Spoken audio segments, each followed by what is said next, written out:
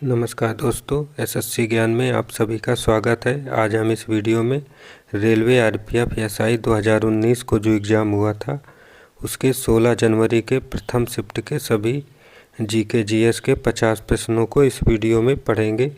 तो वीडियो को लास्ट तक ज़रूर देखें और वीडियो पसंद आए तो वीडियो को लाइक और चैनल को सब्सक्राइब कर लें, जिससे आप सभी के पास रेलवे संबंधित सारे एग्ज़ाम्स के वीडियो टाइम से पहुंचते रहें।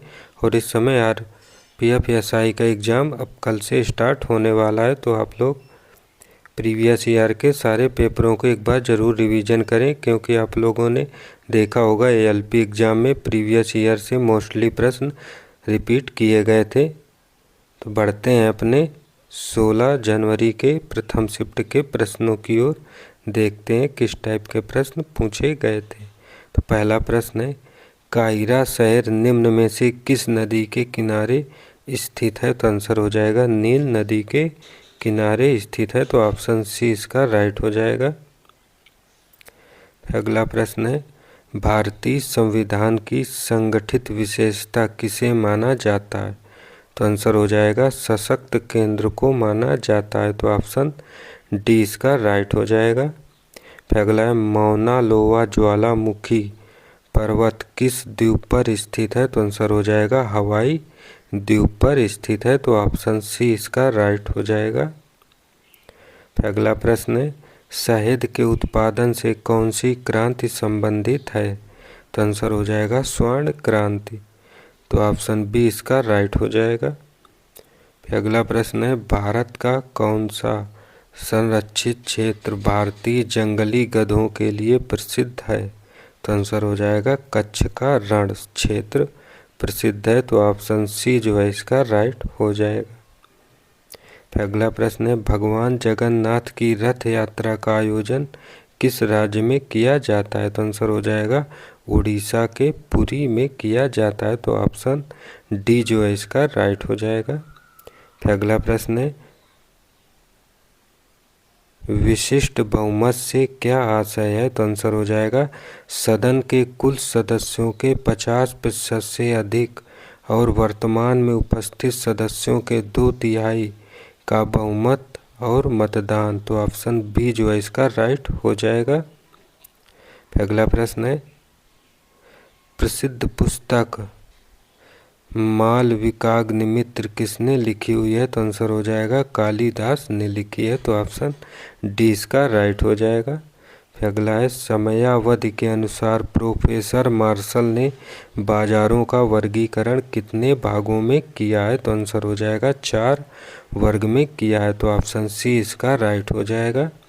फिर अगला है, प्रसिद्ध खिलाड़ी खासाबा जाधव का संबंध निम्न में से किस खेल से है? तो आंसर हो जाएगा यह कुश्ती से संबंधित है, तो ऑप्शन डी इसका राइट हो जाएगा।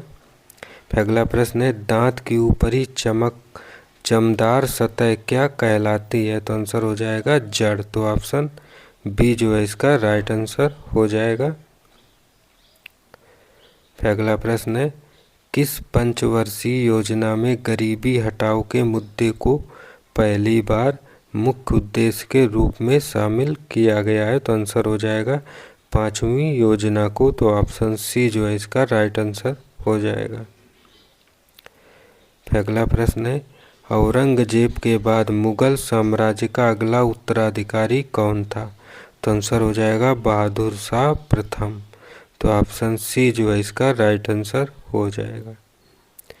अगला प्रश्न है, नॉन सुपरइम्पोजिबल इमेज के रूप में एक दूसरे से जुड़े स्टीरियो आइसोमर कहलाते हैं? तो आंसर हो जाएगा इनैंसियोमर्स, तो ऑप्शन सी जो है इसका राइट आंसर हो जाएगा। अगला, प्लासी का युद्ध किस वर्ष हुआ था? तो आंसर हो जाएगा 1757 ईस्वी में हुआ था, तो ऑप्शन बी जो है इसका राइट आंसर हो जाएगा। फिर अगला प्रश्न है, कारोबार के लिए उचित माहौल संबंधी रिपोर्ट किसके द्वारा जारी की जाती है? तो इसका आंसर होगा विश्व बैंक के द्वारा, तो ऑप्शन सी इसका राइट हो जाएगा। फिर अगला प्रश्न है, 1828 में ब्रह्म समाज की स्थापना किसने की थी? तो आंसर होगा राजा राममोहन राय ने की थी। तो ऑप्शन बी इसका राइट हो जाएगा। अगला प्रश्न है, निम्न में से कौन से पदार्थ वायु चुंबकीय क्षेत्रों में रखने पर अति चुंबकीय हो जाते हैं? तो आंसर हो जाएगा लौह चुंबकीय पदार्थ। तो ऑप्शन ए जो है इसका राइट आंसर हो जाएगा। अगला प्रश्न है, यदि विधेयक संविधान के संघीय प्रावधानों में संशोधन करना चाहता है तो इसे किसके द्वारा अनुमोदित किए जाने की आवश्यकता होगी? तो आंसर हो जाएगा राज्य विधान परिषद के आधे सदस्यों के सामान्य बहुमत द्वारा। तो ऑप्शन डी इसका राइट हो जाएगा। अगला प्रश्न है, राज्यों के राज्यपालों की केंद्र द्वारा नियुक्ति का प्रावधान किस देश के संविधान से लिया गया है? तो आंसर हो जाएगा कनाडा के संविधान से। तो ऑप्शन सी इसका राइट हो जाएगा। अगला प्रश्न है, असम के सत्रिया नृत्य के संस्थापक के रूप में किसे जाना जाता है? तो आंसर हो जाएगा शंकर देव को। तो ऑप्शन डी इसका राइट हो जाएगा। अगला प्रश्न है, निम्न में से भारत के किस पड़ोसी देश में एक भी बंदरगाह नहीं है? तो आंसर हो जाएगा अफगानिस्तान में। तो ऑप्शन बी इसका राइट हो जाएगा। अगला, निम्न में से कौन सा खिलाड़ी टेनिस के खेल से संबंधित नहीं है? तो आंसर हो जाएगा साइना नेहवाल संबंधित नहीं है, यह बैडमिंटन की एक खिलाड़ी है। तो ऑप्शन सी इसका राइट हो जाएगा। अगला, निम्न में कौन सा देश कॉमनवेल्थ गेम खेलों का हिस्सा नहीं है? तो आंसर हो जाएगा संयुक्त राज्य अमेरिका। तो ऑप्शन ए इसका राइट हो जाएगा।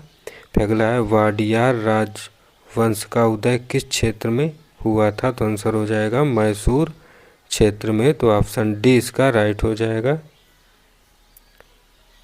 अगला है, संसद के द्वारा संविधान की प्रक्रिया और उसके संशोधन से जुड़ा अनुच्छेद 368 भारतीय संविधान के किस भाग के अंतर्गत आता है? तो आंसर हो जाएगा 20वें भाग में आता है। तो ऑप्शन ए इसका राइट हो जाएगा। अगला प्रश्न है, बेंजेनामाइन का सामान्य नाम क्या है? तो आंसर हो जाएगा एनिलीन। तो ऑप्शन डी इसका राइट होगा। अगला, भारत में अभ्रक का सबसे बड़ा उत्पादक राज्य कौन सा है? तो आंसर हो जाएगा आंध्र प्रदेश। तो ऑप्शन ए इसका राइट हो जाएगा। अगला, दिए गए विकल्पों में से कौन सा शब्द तैराकी से संबंधित नहीं है? तो आंसर हो जाएगा ड्यूस शब्द। तो ऑप्शन ए इसका राइट हो जाएगा। अगला है, सैल्यूटेशन किस खेल से संबंधित मूल कौशल है? तो आंसर हो जाएगा जूडो खेल से। तो ऑप्शन डी इसका राइट हो जाएगा। अगला प्रश्न है, किसी वस्तु को प्रक्षेपित करने पर उसकी आरंभिक स्थिति और प्रक्षेपण के द्वारा गिरने के दौरान उसके द्वारा तय की गई दूरी क्या कहलाती है? तो आंसर हो जाएगा परास कहलाती है। तो ऑप्शन डी इसका राइट हो जाएगा। अगला प्रश्न है, मरकरी क्लोराइड का खनिज निम्न में से कौन सा है? तो आंसर हो जाएगा कैलोमेल। तो ऑप्शन सी इसका राइट हो जाएगा। अगला है, मिरर ऑब्जेक्टिव वाले टेलीस्कोप कहलाते हैं? तो आंसर हो जाएगा परावर्तक टेलीस्कोप। तो ऑप्शन ए इसका राइट हो जाएगा।